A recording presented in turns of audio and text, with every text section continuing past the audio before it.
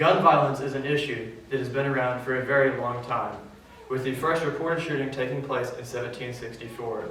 However, modern-day gun violence seemingly started in 1966 in Austin when a man rained fire from a clock tower. Now, with ever-increasing media coverage, gun violence has seemingly reached a massive peak, with 611 mass shootings in 2022. However, this massive spike might not be as extreme as we are led to believe. In order to find the root of the spike in gun violence, we must first determine what exactly qualifies as a mass shooting.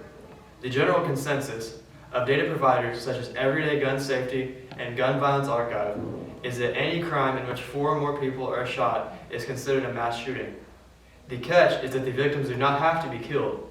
For example, a shootout between 4 gang members in which each is wounded could be considered a mass shooting.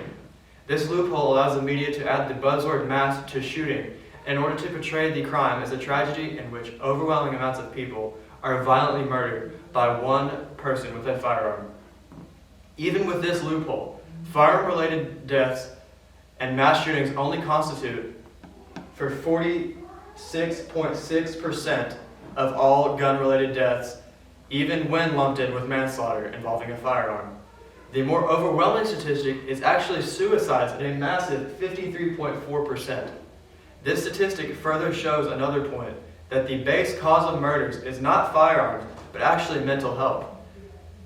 The majority of gun deaths being suicide also coincides with the spike in mental illness caused by the closing off of society in 2020.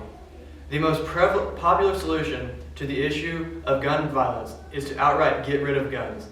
This solution is problematic in that it would be next to impossible to accomplish, as there is no way to ascertain how many firearms there are in the United States. There are an estimated 300 million unregistered firearms currently, and this number can only rise as popularity in homemade firearms grows. Thus, by supporting legislation restricting gun rights, you take away the average person's ability to defend themselves from a shooter.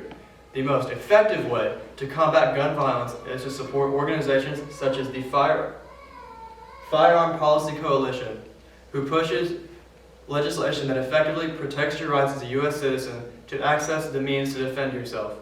Another way to combat gun violence is to vote for politicians such as Lieutenant Governor of Texas Dan Patrick, who has started a campaign to grant a minimum sentence of 10 years to any crime involving a firearm. You might think that more armed citizens would be more dangerous, and realistically, that does make sense.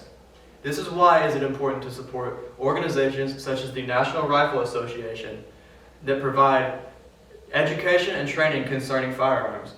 As evidence that more legally armed citizens stop crime, over 50% of mass shootings in 2021 were stopped by an armed citizen.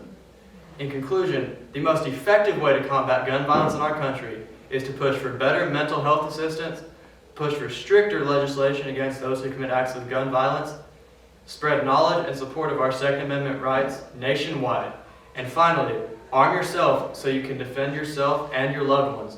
So get out there, help support mental health and suicide awareness, buy a gun, and vote for politicians that will make a positive difference in our country and for your Second Amendment rights.